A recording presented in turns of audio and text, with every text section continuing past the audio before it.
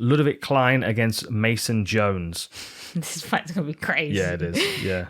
Mason, similar to Nathaniel Wood, though, gives me that nervousness sometimes because he likes to fight a bit too much.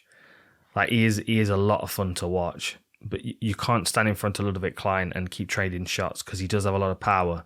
He's a big individual for the weight class. I fully expect him to struggle to make weight. And that's where it kind of leans towards Mason, because Mason's good at grinding and wearing people down and turning it into a slugfest. And as long as he gets, especially at the starts of fights, he gets impatient between his combinations. So he'll throw a few punches, and then before he's even started to reset, he's gone again. And that's usually when he's getting nailed by his opponent, because they're feeling like they have to throw back as well. If he gets caught with a single shot, though, then you'll see him kind of settle down and he'll start to hit and then roll, and his defense is really quite good. It's just making the decision to use it or not. Sometimes he chooses not to, and he allows fights to be closer than they need to be.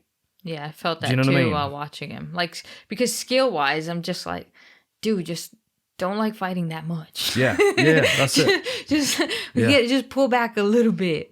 Not as a fan, because as a fan, I'm like, yeah, just bleed. Yeah. I mean, look, so the tail of the tape, the striking output says it all, really.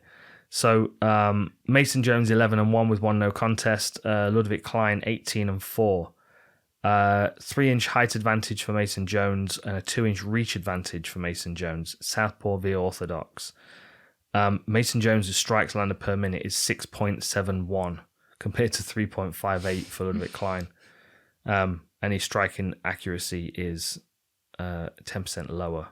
He just throws so much more. There's just so much volume in there. Yeah. It should be a really fun fight, this one. I mean, I wouldn't be surprised if Mason Jones uses clinch work, try and rough him up a little bit, kind of make it a scrappy fight. Yeah, like wear on him. Yeah, especially if Ľudovít Klein's struggling to make weight, because he, that's kind of his thing. He was 5 pounds over in Fight Island once. It was against Shane Young. He was like 5 pounds overweight and won by head kick. Yeah.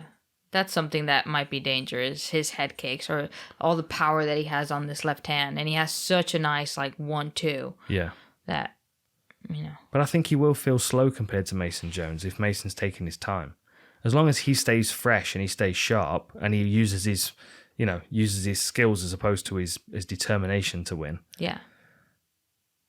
I just feel like, how can he be faster if he has fatter cheeks? Yeah, it was just cut cheeks, and it was just like a little bit of potato cheeks. So there's some scar tissue there. That's why. Okay. He had some bloody fights on Cage Warriors. Then he had some bangers on Cage Warriors. Oh, he's amazing to watch. This fight's gonna be great. Yeah. Yeah, like you said, those three, except for Mark and Demir, that might be a crazy fight, or that might be a smart fight from Mark. Yeah, I think this one's of the Brits on the card. I think this is the most difficult. I just feel like Klein is a big, powerful individual. He's got a lot of experience. He knows how to win fights, and Mason's a gamer, and I think sometimes that can work against him, especially because when you look at the experience difference, 18-4 compared to 11-1. Klein's going to know what to expect from Mason because he's going to have watched his fights and he'll see that he can get reckless. Mm-hmm. If Mason comes in with a smart head on his shoulders and takes his time, I think he can outbox Klein and then start to rough him up with clinch work and dirty boxing, maybe even get him to the floor when he starts to get tired. Because Klein will tire. He will slow down. We saw that against Landwehr. He started off really well in that one, but Landwehr was just tough. Yeah. Tough, durable, dragged himself back into the fight, and then ended up winning in the third round by sub.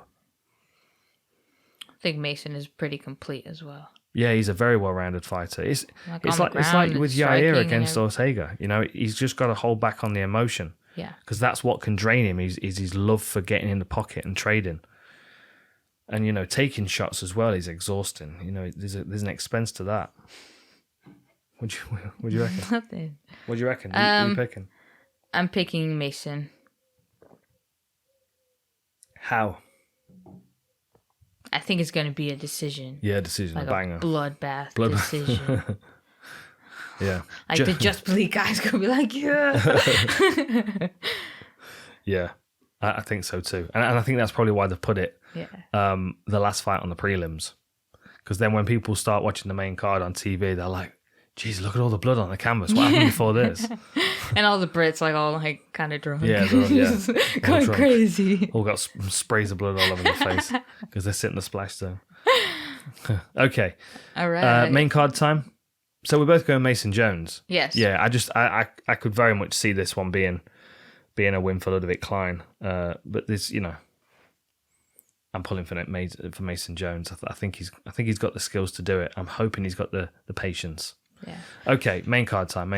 One thing that I found really weird about this fight card is that usually on Tapology there's a lot of fights that are, like pretty even. Yeah. Maybe but this one is very one-sided to the fighter.